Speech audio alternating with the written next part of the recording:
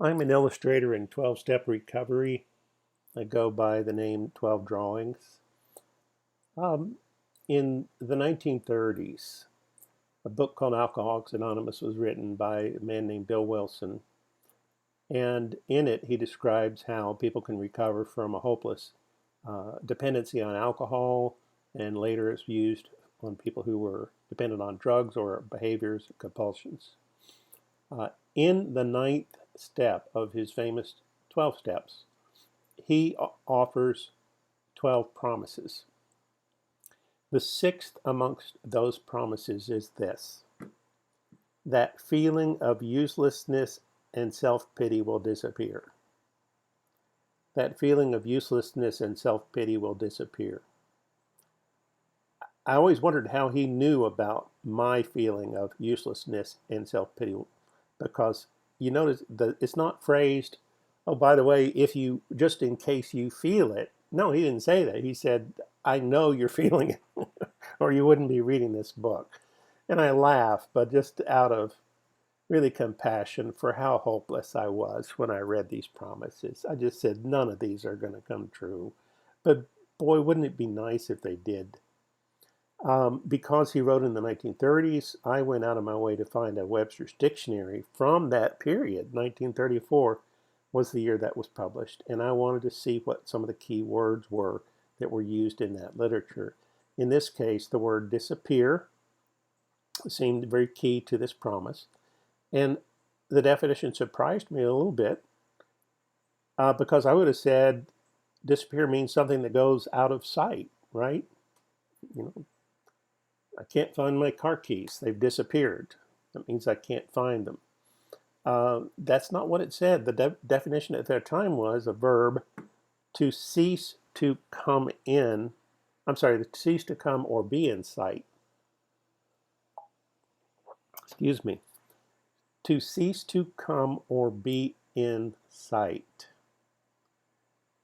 Now, I reflected often and prayed often on what this definition's message might be for me, because Bill Wilson was an extremely educated person. Private schools, he attended law school in New York City, so he picked his words with precision. That's why this dictionary definition made me wonder, why did he choose that word disappear? Well, as I reflected on it, to cease to come or be in sight really only had one meaning I could think of, and that was, um, I think I know what's coming. I think I know what's coming, and then it doesn't come. I think I know tomorrow's going to be horrible. I think my wife's going to leave me. I think I'm going to lose my job. I think, the police are going to arrest me. Um, I think I'm going to lose everything. I think I know what's going to happen. And that's part and parcel of this feeling of uselessness and self-pity. And one of the promises in the ninth step is that that feeling will disappear. It will cease to come and or to be in sight. When I wake up in the morning, I don't have those horrible thoughts. But give me about 60 seconds and I will get them back. So if I can wake up in the morning and those things no longer come into my thoughts, I can live in peace. That is the message I took from this promise and its 1934 definition. It's not the bad things that really happen to me that are going to cease. It's my habitual fear of what bad things could happen that's going to go away. And you need to visit 12drawings.com and read about this particular drawing.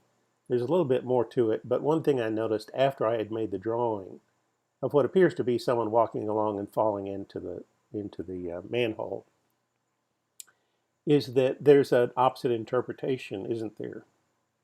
This could be a drawing of someone who had fallen and was living underground, and one day crawled out and was free.